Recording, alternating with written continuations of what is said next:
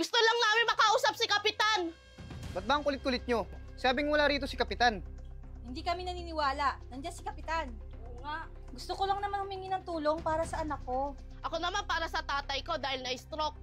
Ako naman para panggapot sa asawa ko. Kalbo, anong ingay nangyari dito sa labas? Ma'am, sila po kasi ang kukulit. Hinanap po nila si Kapitan. Ganun po ba? Mga nanay, ano pong maipaglilingkod namin sa inyo? Walang galang na po. Si Kapitan po ang sinadya namin dito. Siya po ang gusto namin makausap. Oo, tama. Ilabas mo si Kapitan.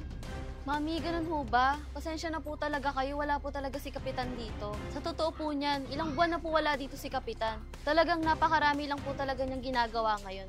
Pero wag po kayong mag-alala. Sa oras na dumating po siya, ako pong bahala. Sasabihin ko po lahat ng daing niyo sa kanya. Lagi na lang ganun. Sa tuwing lumalapit kami, wala si Kapitan. Oo nga, asan na yung mga pangako niya? Ngayon nangangailangan kami.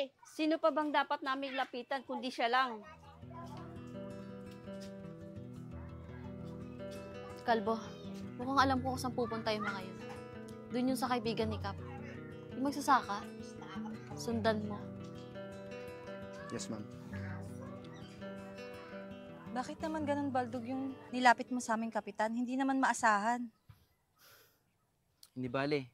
Gagawa na lang po ako ng paraan para maayos yung problema na to. Siguraduhin mo lang, Baldog, dahil sa susunod na inilapit mo lang sa amin, hindi na namin siya iboboto. Hindi naman kami lalapit sa kanya kung hindi siya nangako. Kailan niya tutulungan ng tatay ko pag lumala na? Ako, ang mister ko, sa kanya nagtatrabaho. Pero nung nagkasakit, tinangakuan lang niya na ipapagamot. Ilang buwan na nakalipas. Paano naman kakainin namin ang mga anak ko? Nag-aaral pa. Paano na kami? Pasensya na po kayong lahat. Naiintindihan ko po kung ano yung mga daing nyo. Pero sana bigyan nyo po ako ng pagkakataon para maayos lahat ng ito. Lalapit po ako ng munisipyo bukas na bukas.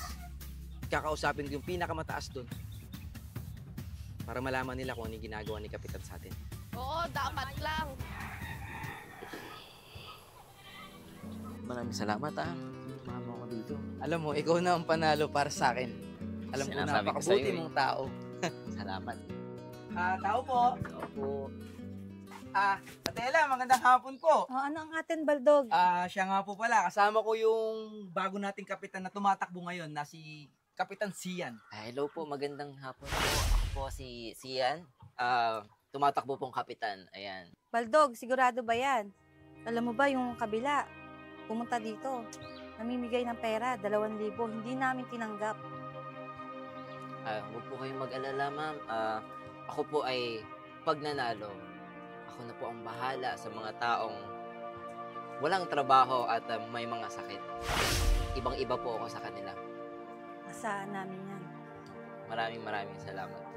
Basta alam mo na Oo, Baldog. Sian lang tayo. Thank you po, thank you po, thank you. Thank you po, makakaasa kayo. Salamat po, salamat. Thank you po. Katulad nga po ng lahat ng sinabi ni Kap sa inyo, makakaasa po kayo na tapat ang kanyang serbisyo para sa maliit nating barangay. Baka naman. Kailangan ng trabaho ng asawa ko. Ay, huwag po kayong mag-alala. Ako na po ang bahala sa asawa niyo. Mahahanapan po natin ng trabaho yan. Sa oras na manalo si Kap. Yes po. Yan, salamat. Kap, baka naman. Pag nanalo ka, bubong ko. Oo naman po. Pag nanalo po tayo, asahan ko po yung boto niyo, ha? Oo naman, Kap. Sa'yo ng boto namin. Patong puso namin. Thank you po, thank you po.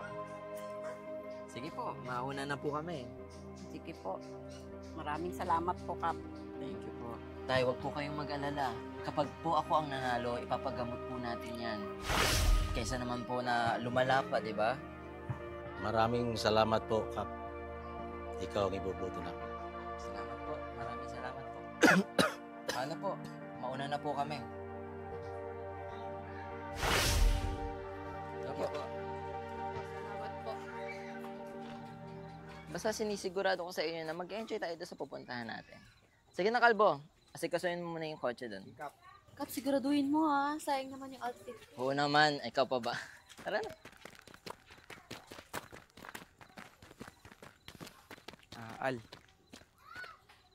Al, dito ka lang Huwag na huwag kang aalis dito. Hintayin mo ako, babalik ako kaagad. Kakausapin ko lang si Kap. Maliwanag? Opo.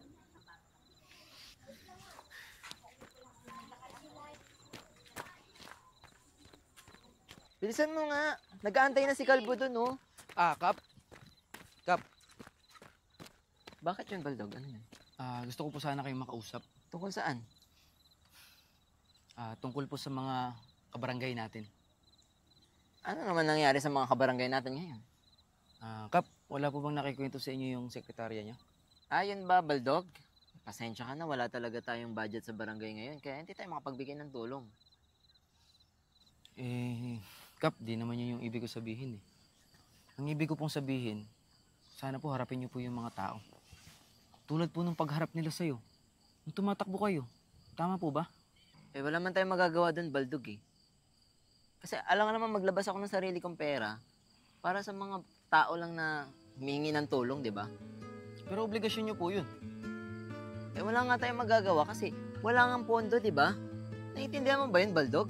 Yung sa akin naman kasi, Kap, sa akin po sila lumalapit pero hindi ko po alam kung ano po yung sasabihin ko sa kanila. Lagi po kayong wala. Hindi ko po alam kung totoong wala po talaga kayo sa opisina. Marami akong meeting, Baldog. Malamang wala ako doon. Andiyan ang sekretarya ko, Ba't bang kulit-kulit mo, Baldog? Kanina ko pa pinapaintindi sa'yo, di ba? Gusto mo ikaw maging kapitan? Sinasabi ko sa'yo Alam mo, una pa lang, duda na ako sa mga gagawin mo Sinuportahan kita. Sinuportahan ka ng mga taong nakapaligid sa'yo. Anong sukli ibibigay mo? Tapos yan lang ibabalik mo? Yung mga salita na walang pondo? Huwag mo nga akong lukuhin. Huwag mo akong gawing bata. Sana maisip mo yung sakripisyo na ginawa namin para lang manalo ka. Simple lang yung hinihingi ng mga tao. Tulungan mo sila kung ano yung ipinangako mo. Wala kang kwentang kapitan. Okay ka na? Kasi may gimmick pa kami. Kap. Ano ba? Ba't ang kulit mo? Huwag mo akong pinapangunahan, Alam kong ginagawa ko.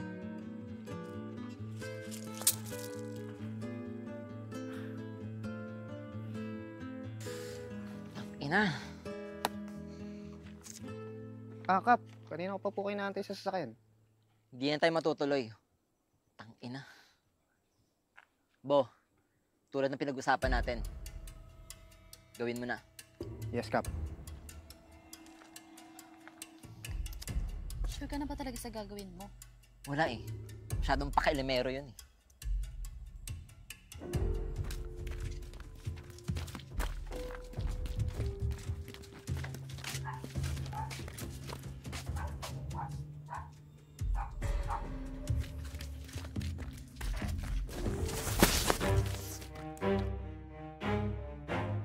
Mukhang mahimbing natulog niyan, Oo, Kap. Tagal mo na yan.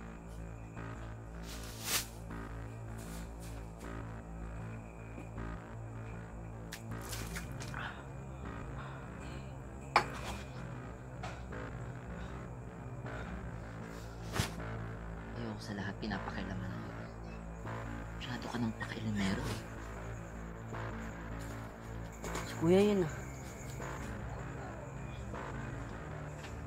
Alam mo, sana hinayaan mo na lang yung mga tao dyan Hindi yung masyado kang bida. Sana hindi ito nangyari, di ba?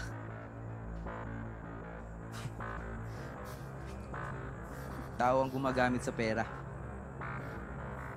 Masyado ko nagpagamit sa pera. Talaga? Wala akong pake. Wala ngayon. Kalimutan mo na naging magkaibigan tayo. Albo, ako nang bahala dyan. Sige, Kap. Ako na bahala.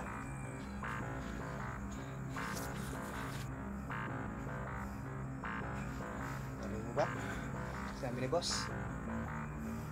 Ako nang bahala sa'yo. Dasal ka na sa lahat ng kayang dasalan. Ano yun?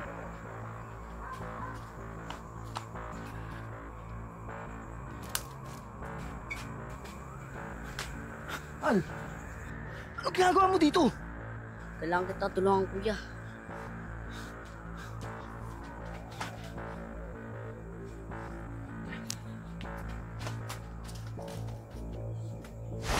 Ay, putong!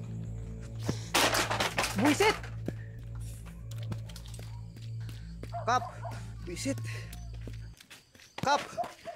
Oh, Si Baldog nakatakas. anak ng teteng naman. Kalbo, tatanga-tanga ka. Bully natin. Sigurado ka, boss. Di pa nakakalayo yun. Tatanga-tanga ka kasi. Tingnan mo doon sa kabila.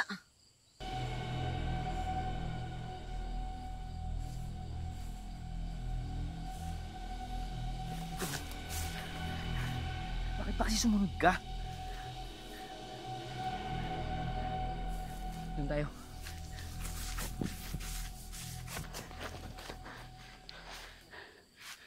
Al, dito ka lang. Huwag na huwag kang aalis. Hihingi ako ng tulong sa bayan. Dito ka lang. Maliwanag. Kuya, mag-iingat ka.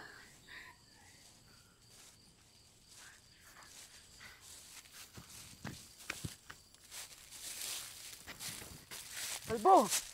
Ayun!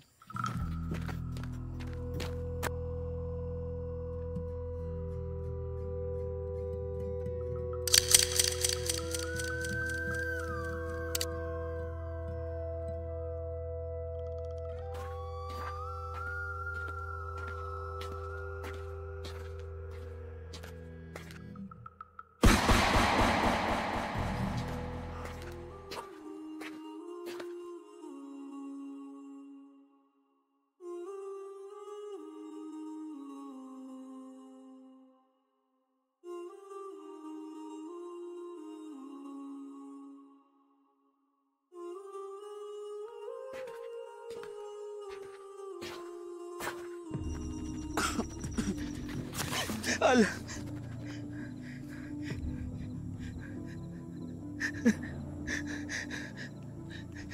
Patawarin mo ako, Al, ah. Iniwanan kita dito, ah. Kuya, tama mo ang mali. Patawarin mo.